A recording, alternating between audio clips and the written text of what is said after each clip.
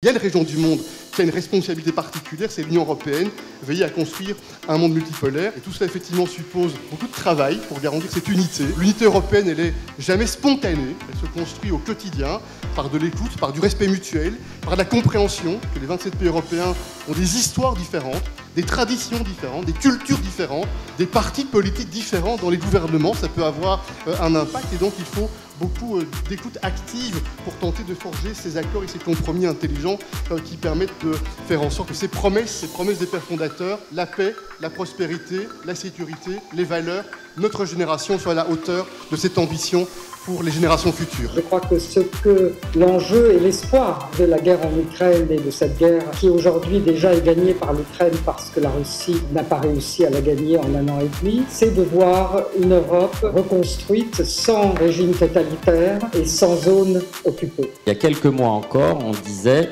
en France en particulier, Emmanuel Macron, le président de la République, le gouvernement n'en font pas assez sur le climat. Il faut aller plus vite, il faut aller plus fort. Et on voit aujourd'hui que, dans une certaine mesure, il y a un changement de braquet, un changement de ton qui est, et on le voit aussi en Allemagne bien entendu, on en fait trop, on va trop vite, et surtout à un moment où potentiellement, à la fois les taxes et les réglementations sont plus mal vécues d'un point de vue politique et social. Je pense qu'on est à un moment pivotal de ce point de vue ou sur la question climatique.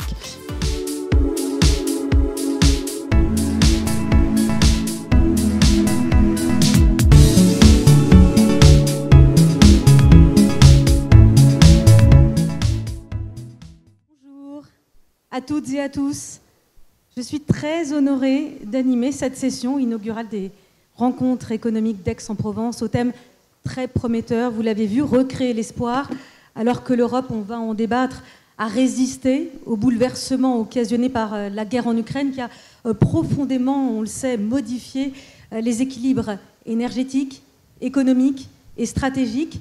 Je voudrais tout d'abord vous présenter ceux qui vont participer à ce débat. Et tout d'abord, en visioconférence depuis Tbilissi. Bonjour Madame la Présidente de la Géorgie, Salomé Zourabichvili. Merci d'être avec nous. Bonjour. Et désolée de ne pas être physiquement avec vous. J'aurais beaucoup aimé. Merci. La technique moderne permet de connaître. Merci beaucoup d'être là. À mes côtés, ici à Aix, Elle Thorning-Schmidt, bonjour. Vous êtes ancienne première ministre du Danemark. À vos côtés, Charles Michel, président du Conseil européen.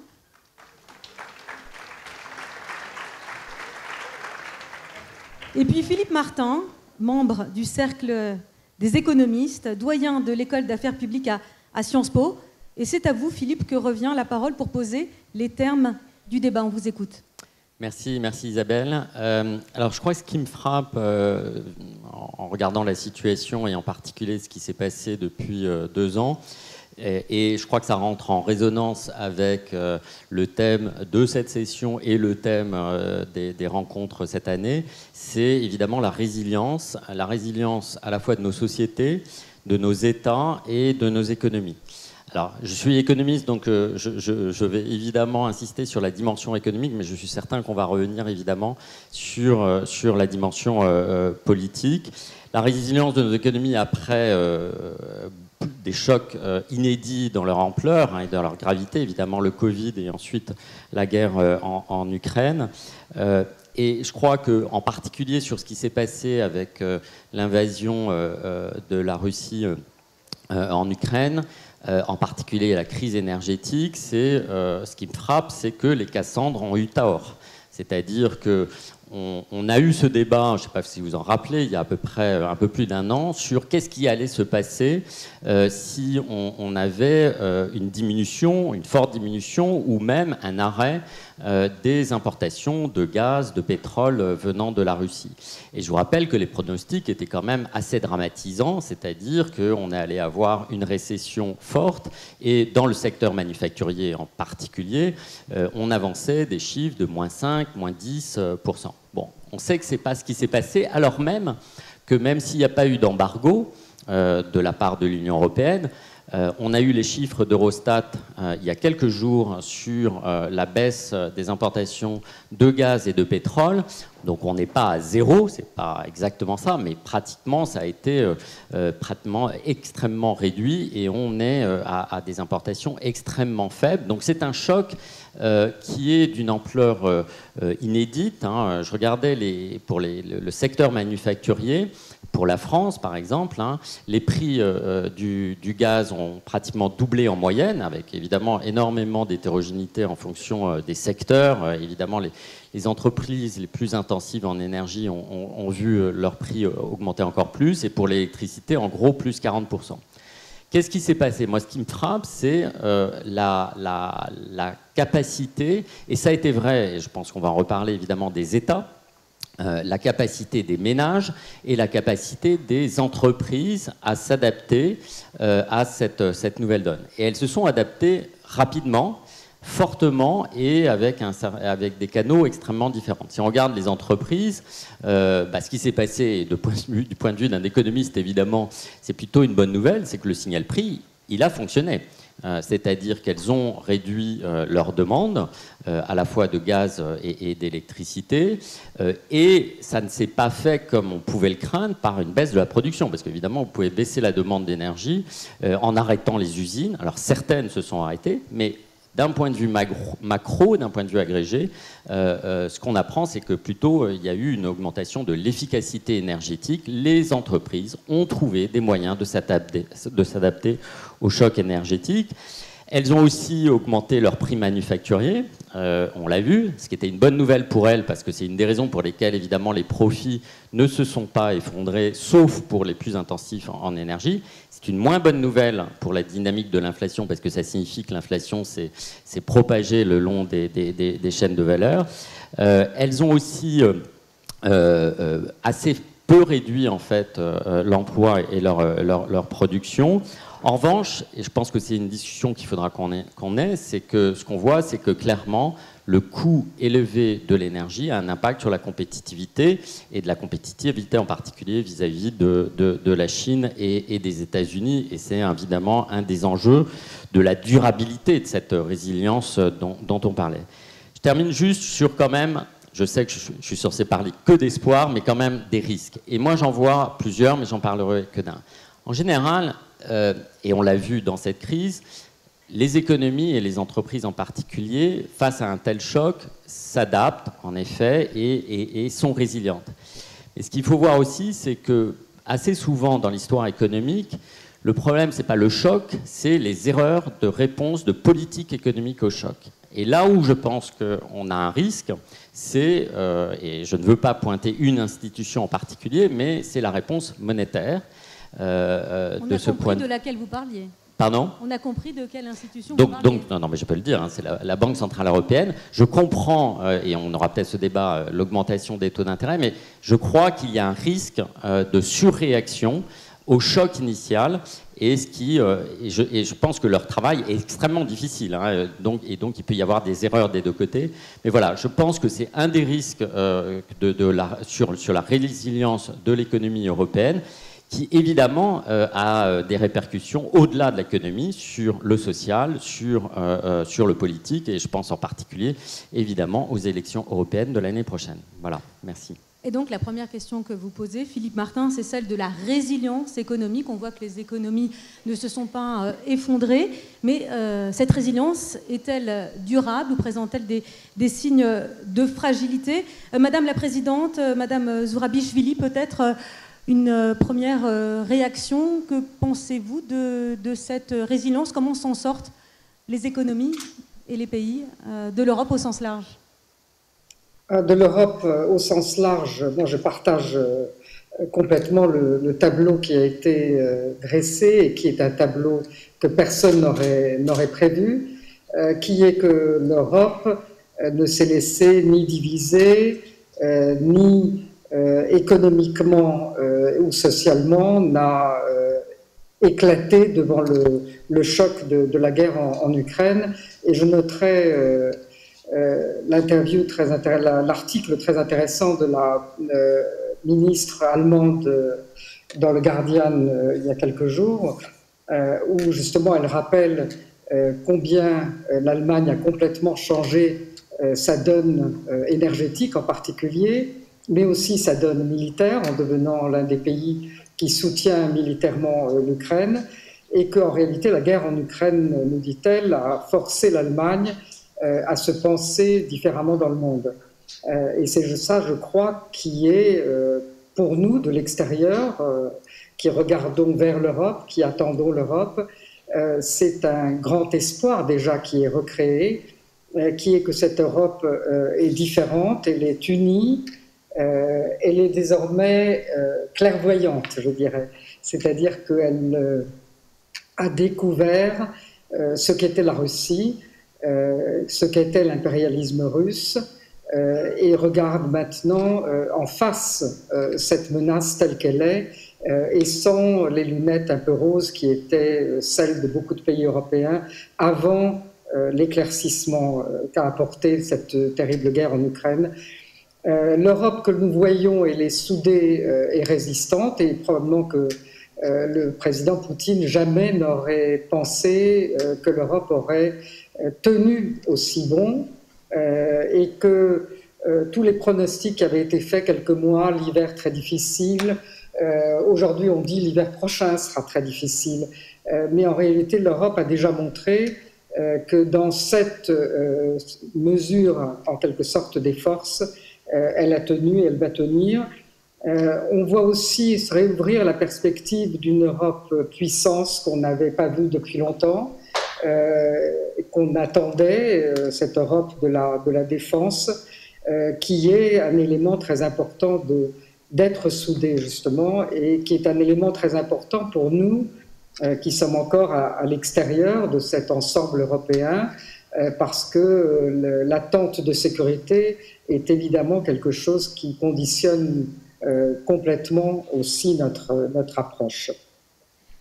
Et je dirais que pour la Géorgie qui est à l'extérieur et qui elle aussi a résisté de sa propre façon à ce qui a été la pression économique, nous avons une pression économique un peu différente et originale, qui est qu'en réalité notre résilience économique aujourd'hui, elle est liée à l'immigration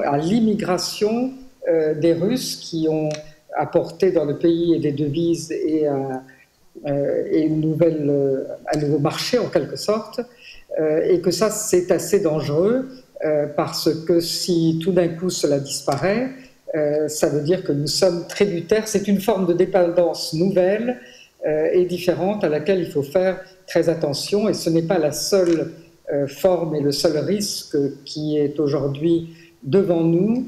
La Géorgie, dont vous savez que 20% de ses territoires sont occupés, qui a connu 2 guerres, et la dernière en 2008 avec la Russie, est directement évidemment sous pression de la Russie, et pour nous, l'espoir que crée l'Europe, la résilience européenne, est probablement ce qu'il y a de plus fondamental dans notre propre espoir de voir la perspective européenne accordée l'an passé se transformer en un statut de candidat qui serait un ancrage beaucoup plus ferme, et un ancrage qui est indispensable quand en réalité la Russie est aujourd'hui en train de mener la guerre qu'elle perd en Ukraine, elle la mène ici sur un front hybride, je dirais.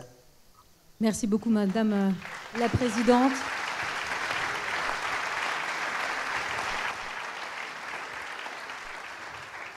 La Géorgie, donc candidate à son intégration au sein de l'Union européenne, on en reparlera sûrement. La parole est maintenant à vous, Elle Thorning-Schmidt, ancienne première ministre du Danemark. Est-ce que vous diriez aussi que l'Europe sort plus forte, consolidée, que la crise énergétique est désormais derrière nous, ou est-ce que vous voyez des signes de vigilance qu'il faut particulièrement regarder aujourd'hui? Merci beaucoup. Je suis désolée, mais mon français, c'est pas très bien. Vous parlez anglais? Écoutez, je vais passer au français de toute façon. J'espère que vous allez me comprendre. Je parlais doucement. Tout d'abord, merci de m'avoir invité. C'est une journée absolument remarquable. On parle de crise d'énergie. Bien sûr, on regrette ces journées du passé où il faisait 19 degrés dans les espaces publics. Ça me fait énormément plaisir d'être là. Nous sommes à un moment clé pour l'Europe. L'Europe se retrouve unie comme jamais. Je travaille au sein de la politique européenne depuis 30 ans et je n'ai jamais vu autant de détermination et de capacité de rebond de la part des pays européens. Face à l'invasion de l'Ukraine par la Russie, on a parlé de la crise énergétique. Nous faisons face à une crise économique. Il y a de nouveaux changements, le changement climatique. Vous voyez aussi qu'il y a des nouvelles mutations en matière de technologie numérique. Je dirais qu'il y a beaucoup de résilience sur la façon dont nous positionnons dans le monde. Et l'Europe essaye de trouver des solutions pour faire face à la Chine. Nous en avons discuté lors des sommets européens. Est-ce que l'on doit suivre les Américains ou est-ce que l'on doit trouver notre propre politique vis-à-vis de la Chine? Ça, c'est un enjeu absolument majeur. Alors, il existe un autre enjeu, le développement des technologies numériques. Je pense qu'il faut modérer le contenu des sociétés qui travaillent dans le numérique. Et puis, enfin, la démocratie.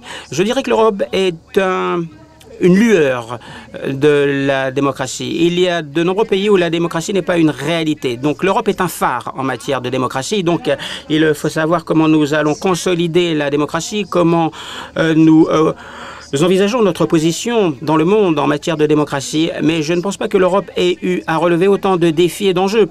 Et je pense qu'il y a de l'espoir en dépit des défis. Nous n'avons jamais vu l'Europe présenter un front aussi uni que ce n'est le cas en ce moment. J'ai envie de vous demander, cher président du Conseil européen, est-ce que vous êtes d'accord avec ce que vient de dire Madame l'ancienne Premier ministre du Danemark? Est-ce qu'aujourd'hui, l'Europe sort plus soudée que jamais? D'abord, bonjour à chacun. C'est un grand plaisir pour moi d'être avec vous aujourd'hui. Je salue Salomé Zourabichvili, qui est à Tbilissi. Et effectivement, l'ancienne présidente du Danemark a eu des mots très justes. Et je partage parfaitement le diagnostic qui est réalisé. On se souvient bien que le projet, l'Union européenne, c'est un projet qui a démarré autour de trois promesses. Trois promesses sous les décombres de tragédies au siècle passé. La première promesse, ce sont les valeurs. C'est plus jamais ça. C'est le respect pour la vie humaine, c'est le respect pour la liberté, c'est le respect pour ces principes qui sont fondés sur la démocratie. La deuxième promesse, c'est la paix et la sécurité. Et la troisième promesse, c'est la prospérité. Et on voit bien que ces trois engagements-là, ils vont ensemble, ils vont de pair. Et si on prend un peu de recul avant même le déclenchement de l'invasion générale contre l'Ukraine, il y a un peu plus d'1 an, depuis les quelques années qui ont précédé, ces valeurs-là, ces principes-là, ces promesses-là, elles étaient soumises à pression en réalité. D'une part parce qu'on le voit bien, notre modèle économique se transforme, transition digitale, transition climatique, c'est un nouveau paradigme qui s'ouvre devant nous et on voit comme on doit s'adapter, se transformer, modifier notre manière de consommer, de produire, d'envisager notre relation individu et société. Puis crise du Covid, un choc, on a la mémoire courte, mais un choc qui nous a tous ébranlés, qui a bousculé le monde, qui a ébranlé un certain nombre de faits que l'on considérait comme étant acquis, évidents et naturels. Et puis troisième élément, j'ai envie de dire au-dessus de tout cela, cette horreur déclenchait une guerre sur le sol européen. Et il y a eu un moment important qui a eu lieu ici en France dans les quelques semaines qui ont suivi cette invasion générale déclenchée par la Russie contre l'Ukraine, c'est le sommet de Versailles. Au sommet de Versailles, pour la toute première fois dans l'histoire de ce projet européen, les 27 chefs d'État et de gouvernement, sans discuter d'un changement de traité, ont en réalité développé le concept de l'autonomie stratégique de l'Union européenne, qui, sans changer les traités, je le dis encore, est une manière de considérer sur quelques points centraux que l'on va travailler davantage ensemble en Européens. Et c'est ce que l'on a fait en mettant en pratique depuis les derniers mois. Quels sont ces 4 points que j'évoque rapidement avec vous, parce que je crois qu'ils sont centraux aujourd'hui et qu'ils vont l'être encore dans les prochaines années. Premier élément, c'est la base économique, le retour à de l'industrie en Europe, le retour à la capacité de produire en Europe. Et pour développer la base économique, je note quelques points au passage. On doit effectivement progresser sur le marché des capitaux, par exemple. On est trop lent par rapport à cela. Pour moi, ça devrait être une priorité parce que mobiliser davantage de carburant financier dans notre économie sera fondamental dans les prochaines années. Base économique, base industrielle, prospérité, on voit le lien. Deuxième élément, sécurité et défense. Et c'est vrai que pendant longtemps, l'Europe était un projet de valeur, c'est très bien, c'est important, un projet de partenariat économique et de prospérité, c'est très bien, un partenariat aussi grâce à l'euro qui permet aussi de fluidifier, de stabiliser notre développement économique, mais ce n'était pas vraiment, si on est honnête les uns avec les autres, un projet de sécurité. Et la défense européenne est devenue, je pense, une vraie réalité dans les quelques heures qui ont suivi cette invasion générale, pour la première fois dans l'histoire de l'Europe, les chefs d'État et de gouvernement ont décidé de livrer des armes à l'Ukraine. C'est peut-être ça le premier moment de la naissance réelle de la défense européenne. Et on doit aller évidemment beaucoup plus loin par rapport à cela. On le fait en faisant beaucoup de formations pour les militaires ukrainiens, on le fait en produisant des munitions et on va encore aller de l'avant. Et j'espère que la France et l'Allemagne assumeront pleinement leur rôle industriel sur ce sujet-là. Le troisième point, je ne le dis pas trop parce que vous l'avez beaucoup évoqué déjà, c'est l'énergie. En quelques mois, on a renversé le modèle. On était extrêmement dépendant des énergies fossiles russes. On est passé de 40% à moins de 10% en quelques mois parce qu'on a eu la volonté de mettre en place une stratégie, un plan pour aller vers des alternatives afin de nous libérer de cette surdépendance. Petite parenthèse, regardons nos surdépendances avec d'autres régions du monde. Dans d'autres secteurs, on doit aussi être vigilant et attentif. C'est notamment la relation avec la Chine qui doit nous amener à engager avec la Chine, mais à veiller à ne pas commettre des erreurs qui ont été commises par le passé dans la relation avec la Russie. Et puis le dernier point, je termine par là, c'est l'engagement avec le reste du monde. Europe puissance, c'est vrai. Moi, je crois beaucoup à une Europe puissante, mais ça veut donc dire que l'Europe doit avoir l'intelligence de se regarder dans le miroir, de voir comment le reste du monde nous regarde. Et je pense que le reste du monde nous regarde avec un intérêt, reconnaît un succès économique, de prospérité, de liberté, de principes démocratiques.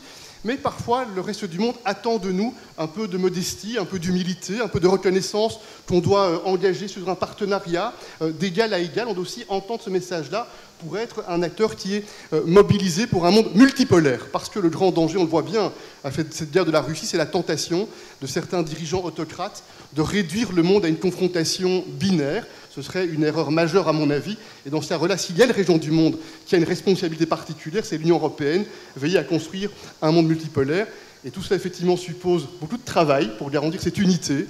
L'unité européenne, elle n'est jamais spontanée. Elle se construit au quotidien par de l'écoute, par du respect mutuel, par de la compréhension que les 27 pays européens ont des histoires différentes, des traditions différentes, des cultures différentes, des partis politiques différents dans les gouvernements, ça peut avoir un impact et donc il faut beaucoup d'écoute active pour tenter de forger ces accords et ces compromis intelligents qui permettent de faire en sorte, et je termine maintenant, que ces promesses des pères fondateurs, la paix, la prospérité, la sécurité, les valeurs, notre génération soit à la hauteur de cette ambition pour les générations futures. Merci.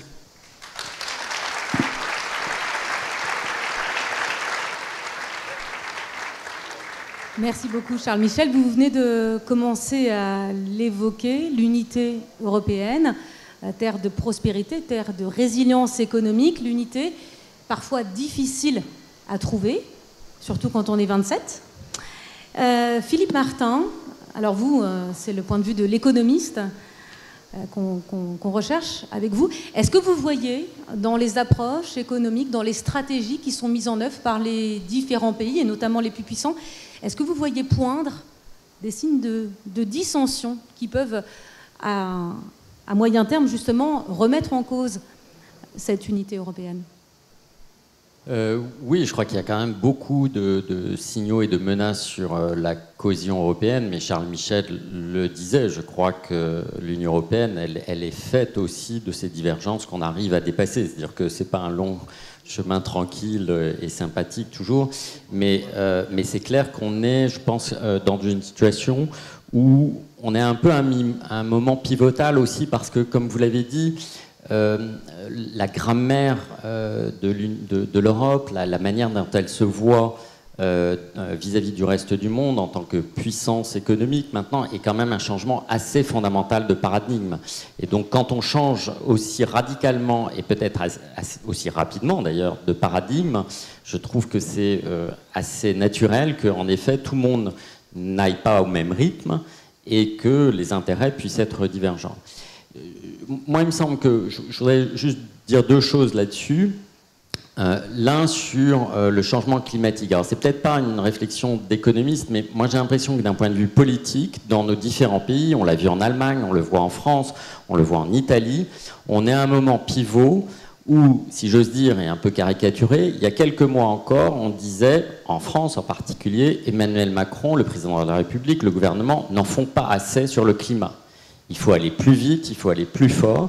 Et on voit aujourd'hui que, dans une certaine mesure, il y a un changement de braquet, un changement de ton qui est, et on le voit aussi en Allemagne bien entendu, on en fait trop, on va trop vite, et surtout à un moment où potentiellement, à la fois les taxes et les réglementations sont plus mal vécu d'un point de vue politique et social. Donc je pense que, et on le verra certainement, et je pense que c'est un des risques des élections européennes l'année prochaine, je pense qu'on est à un moment pivotal de ce point de vue ou sur la question climatique.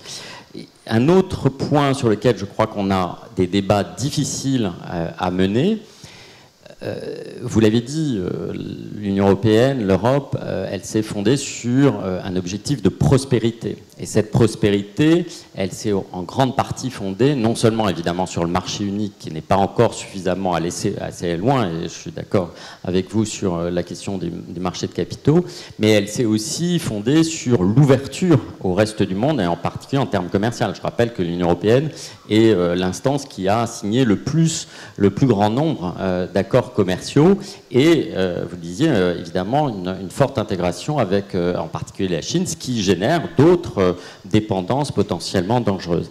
Et il me semble que entre l'objectif de prospérité qui passe certainement par l'ouverture commerciale, l'objectif nouveau de réindustrialisation, de souveraineté industrielle, qui elle passe potentiellement par, non peut-être pas une fermeture, mais au moins une moindre ouverture d'un point de vue commercial vis-à-vis d'un certain nombre de pratiques, et l'objectif, les objectifs climatiques à court terme qui impliqueraient potentiellement d'importer massivement, rapidement des véhicules électriques, des pompes à chaleur, des panneaux solaires de Chine.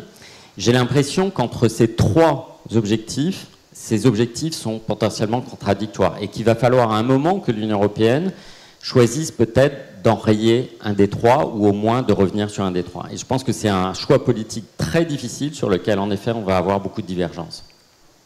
Alors, autre choix politique, à quel point l'Union européenne s'ouvre-t-elle?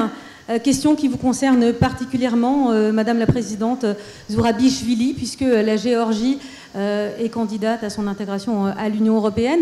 J'allais dire, les débats qui nous animent autour de cette table à Aix, est-ce qu'il ne vous semble pas finalement secondaire l'Europe pour vous et avant tout synonyme plutôt de sécurité aujourd'hui, l'appartenance à l'Union européenne? L'appartenance à l'Union européenne, c'est évidemment la sécurité, mais c'est aussi les valeurs communes, c'est aussi la prospérité et les règles sociales qui changent la société et qui permettent de l'adapter et de la moderniser. Et je crois que la relance de l'espoir, c'est la relance de l'élargissement qui, on le sait tous, à un moment donné, était une machine en panne et arrêtée. Et une Europe qui arrête de s'élargir, qui arrête de répondre aux attentes d'elle-même à sa frontière, c'est une Europe qui est refermée et qui est beaucoup moins dynamique. Et en quelque sorte, nous sommes réellement votre nouvelle frontière. Nous sommes votre nouvelle frontière parce que la mer Noire, c'est la nouvelle frontière réelle. Et on voit très bien que et l'Union européenne et l'OTAN sont en train de se doter, chacune pour elle-même, mais aussi ensemble, de stratégies pour la mer Noire.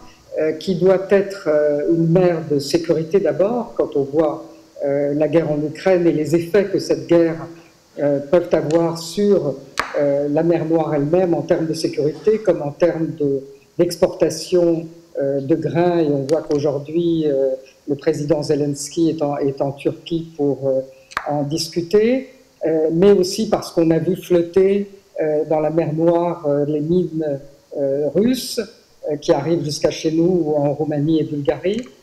Donc cette mer Noire est extrêmement importante et c'est une mer qui nous lie aujourd'hui, qui est déjà entrée dans l'espace européen. Au-delà, c'est le Caucase et le pied de l'Europe dans le Caucase, c'est la Géorgie.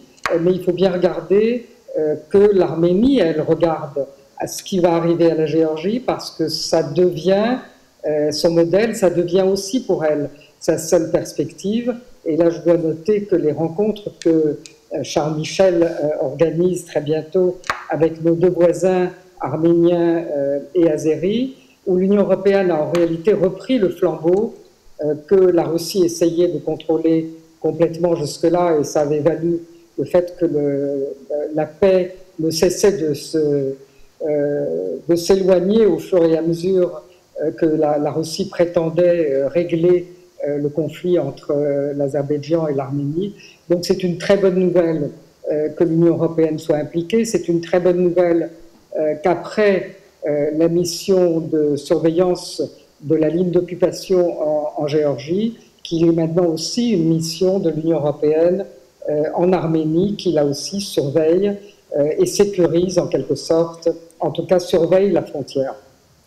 Ça, ce sont des choses que personne n'aurait imaginé il y a quelques années, que des militaires européens, même s'ils ne sont pas dans un rôle militaire, mais ils sont dans un rôle de surveillance, soient sur ce terrain du Caucase.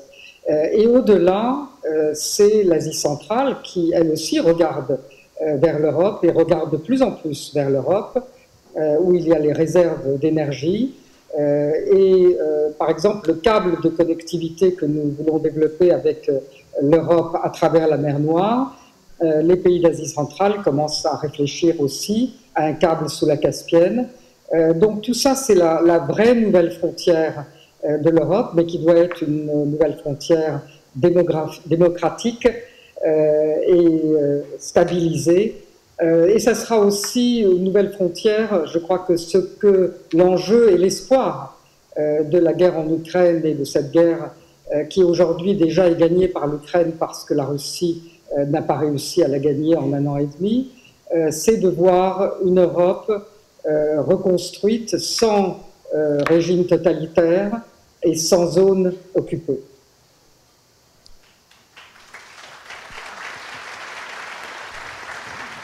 Merci beaucoup, Madame la Présidente. Charles Michel, évidemment, c'est à vous que revient la parole. Qu'est-ce que vous dites à ces pays qui tapent aux portes de l'Europe, l'Ukraine, la Moldavie et la Géorgie? D'abord, ce qui est certain, on le voit bien au travers des différentes interventions, c'est que cette guerre déclenchée par la Russie contre l'Ukraine, elle a amené l'Union européenne, les dirigeants européens, à la fois à un sursaut de lucidité, l'analyse de nos points forts, mais l'analyse aussi objective de nos faiblesses, et un sursaut de robustesse, un sursaut de solidité, un sursaut d'unité. C'est le double mouvement. Et Salomé Zourabichvili a parfaitement raison de mettre en évidence le fait qu'une des questions qui est posée aujourd'hui à nouveau, c'est celle de l'élargissement de l'Union européenne. Quelles seront demain les frontières de l'Union européenne? Et cela, c'est un débat qui est difficile parce qu'au sein des 27 États membres, il y a des impressions, des sentiments différents quant à cette question stratégique, quelles doivent être demain les frontières, les limites de cet espace partagé au sein de l'Union européenne.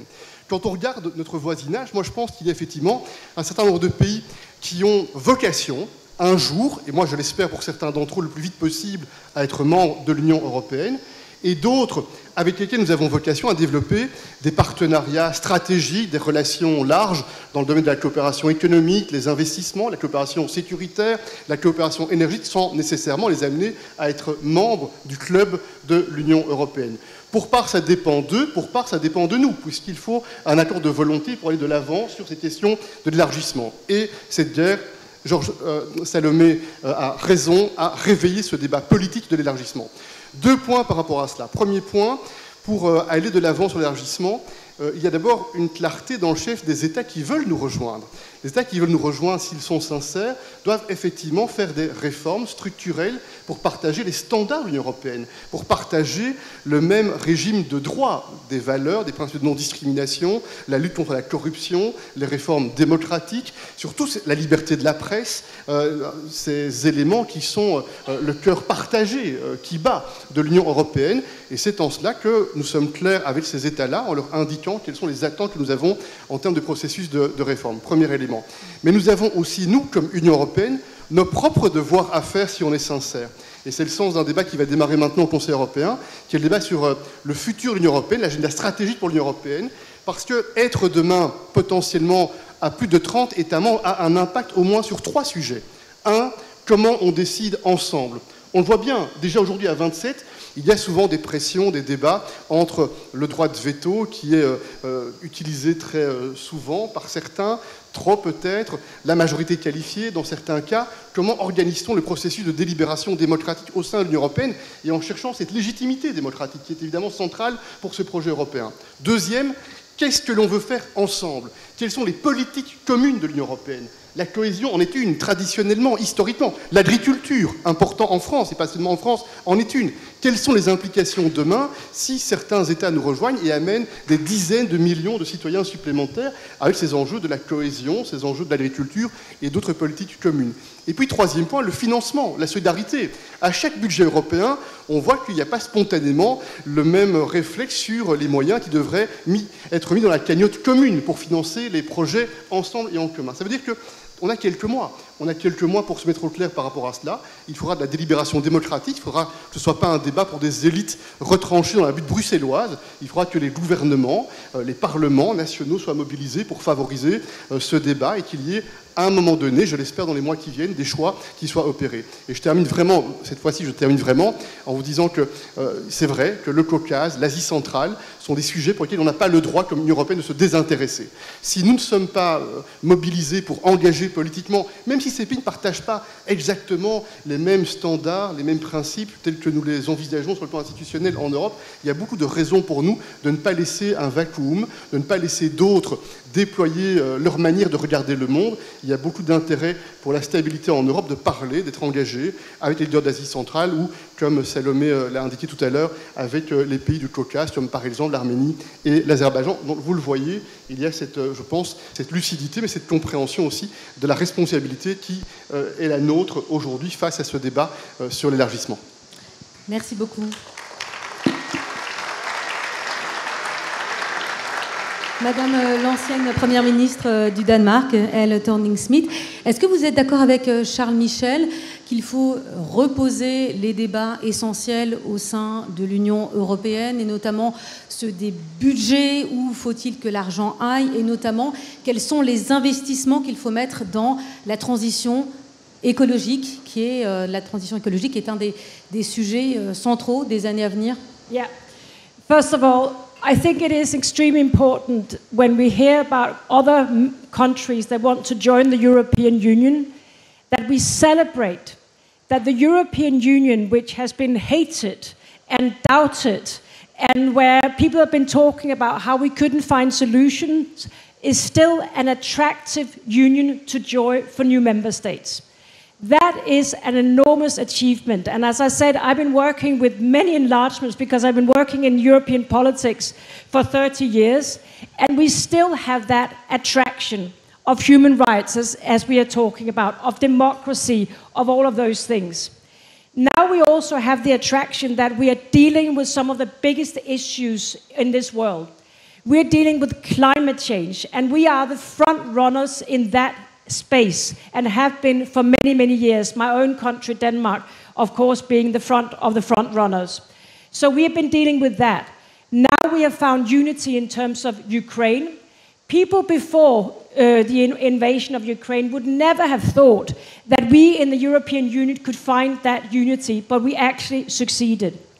But I also want to use this space today with so many distinguished people interested in global affairs to talk about how we must not lie on our laurels or rest on our laurels and be too happy with what we have achieved in Europe.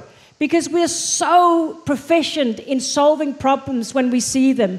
We were very good at solving problems when we sat in the financial crisis together and we invented new lending mechanisms and new mechanisms. We're so good at doing that.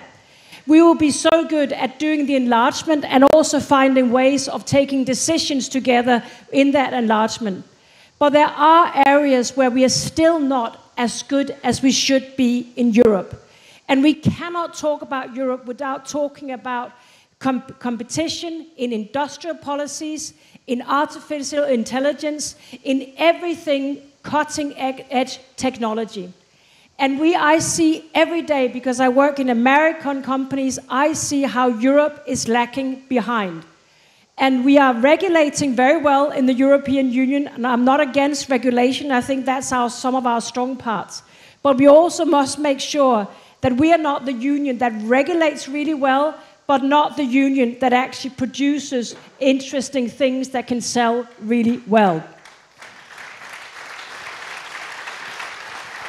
And what I'm hoping in the near future is that we will not only have to deal with Ukraine, and I know this is difficult, not only have to deal with enlargement and then also changing the treaties, because we have to, but that we will also start talking about how can the European Union be part of the future? How are we engaging with China? What's our strategy? The European Union is developing, in what I see, a very good strategy with China, but how are we doing that? And how are we seeing ourselves as industrial leaders in the future? Because in order to gain that power, to be that region that people look up to, we also have to be economically strong in the future.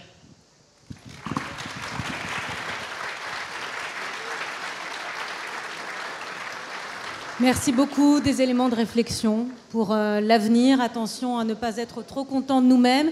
Projetons-nous dans l'avenir, soyons compétitifs face aux États-Unis et à la Chine. C'est peut-être le moment de prendre des questions de la salle pour nos débatteurs. Je crois qu'il y a des micros qui doivent passer. Il nous reste peu de temps, le temps passe vite. Bonjour, un petit point et une question surtout. Je m'appelle Florence Gomez. Vous avez beaucoup parlé de transition écologique, de véhicules électriques qu'on importe de Chine. Madame, vous venez à l'instant de dire qu'on avait encore beaucoup de progrès à faire, même si on assiste à une réindustrialisation, certes. Mais voilà, je voudrais parler d'un sujet qui est important, qui est le sujet des terres rares. Parce que pour ceux qui ne savent pas ce que c'est, ce sont des métaux qu'on transforme en aimants, plus ou moins puissants, qui entrent dans la composition notamment des téléphones portables, des ordinateurs, mais surtout des moteurs électriques, des turbines éoliennes, des missiles à tête guidée. On s'est rendu compte il y a 10 ans que quasiment 100% de la production et de la transformation des terres rares se passait en Chine. D'ailleurs, on voit ce qui se passe aujourd'hui avec les véhicules électriques. Depuis, les États-Unis ont rouvert des mines. Il y a des mines en Afrique, il y a des mines en Asie, mais l'Europe est vraiment le plus mauvais élève de la classe. Et on parle d'indépendance énergétique, et sans les terres rares, on ne pourra rien faire. Mes questions s'adressent à vous, Charles Michel. Question de la souveraineté qui se pose. Donc, Charles Michel, vous voulez répondre? D'abord, sur la question énergétique, je pense effectivement, on l'a beaucoup dit tout à l'heure, beaucoup de progrès a été réalisé. On doit accélérer le mouvement pour davantage d'indépendance, de souveraineté énergétique. Mais je rappelle, parce qu'on l'ignore parfois, que la compétence du mix énergétique, elle n'est pas au niveau de l'Union européenne, c'est une compétence nationale.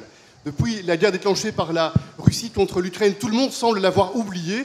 Moi, je me souviens, il y a 3 ans, quand on a décidé d'affirmer l'objectif de la neutralité climat à l'horizon 2050, l'immense majorité des États membres répétait systématiquement, ce n'est pas l'affaire de l'Union européenne, c'est une compétence nationale. Aujourd'hui, c'est bien, sans toucher au traité. Maintenant, on accepte l'idée qu'il faut plus de coopération européenne sur le sujet. Premier point.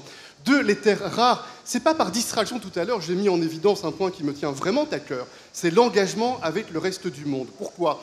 Parce qu'effectivement, en Amérique latine, en Afrique par exemple, il y a dans ces pays les minéraux, les terres dont vous faites mention, pour lesquels la Chine, depuis des années, a bâti effectivement une stratégie de moyen et de long terme pour capter ces ressources et pour maîtriser les processus de valeur ajoutée, de transformation. Il y aura par exemple dans quelques jours, avant la fin du mois de juillet à Bruxelles, un sommet entre l'Union européenne et le CELAC, l'Organisation des pays d'Amérique latine, et c'est un des sujets. Nous voulons développer de nouvelles chaînes de valeur, de nouvelles chaînes d'approvisionnement, mais on doit le faire aussi en étant lucide sur la manière de pouvoir réussir à être moins dépendant de la Chine sur ces sujets-là, à réduire nos dépendances, par exemple, en acceptant qu'on ne doit pas simplement avoir l'ambition de capter des ressources, on doit aussi pouvoir développer des projets où dans ces pays-là, qui sont des pays partenaires, on peut créer de la valeur ajoutée, créer des chaînes d'approvisionnement, créer des capacités de coopérer ensemble sur le plan économique.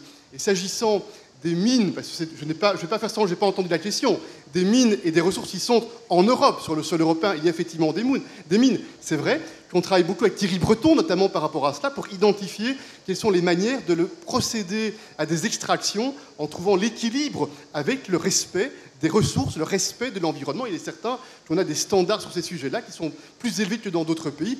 Il y a dans les Balkans occidentaux, par exemple, un certain nombre de capacités, c'est le cas passionnant des Balkans occidentaux, pour lequel des initiatives ont démarré, et on voit bien que cette balance à trouver entre des respects de préoccupations environnementales et le nécessaire accès aux ressources est une balance délicate pour laquelle on a maintenant décidé de lancer l'action, et je suis assez confiant que si on se revoit dans quelques années, vous verrez qu'il y aura là aussi des projets qui auront été enregistrés. Merci. Monsieur Michel, oui. Peut-être une autre question ? Oui, c'est ici. Monsieur Michel a encore une occasion de prendre la parole. C'est peut-être excessif, mais enfin, c'est très bien d'avoir rappelé une promesse fondatrice de l'Europe, le respect de la vie, donc le plus jamais ça. Ne pensez-vous pas que cette promesse risque d'être mise à mal par la montée des partis qui mettent l'identité au cœur de leur agenda? Vous avez raison, que tous les populismes, tous les extrémismes, tous les radicalismes sont des menaces, sont des dangers pour la démocratie, donc sont des menaces pour le projet européen. Et je pense qu'on ne peut pas adresser ces menaces-là simplement en regardant ses pieds ou en baissant les yeux. On doit regarder ces sujets-là et les affronter avec nos valeurs. C'est difficile, c'est compliqué, mais regardez sur le sujet du Covid, par exemple. On a très vite compris que ce n'était pas le repli nationaliste qui allait nous faire réussir à relever ce défi. Sur cette guerre déclenchée par la Russie contre l'Ukraine, il n'a pas fallu beaucoup de jours pour que tous les gouvernements en Europe, quelle que soit leur composition politique, mesurent bien que c'est en travaillant ensemble, en étant mobilisés ensemble, que l'on allait être plus solide.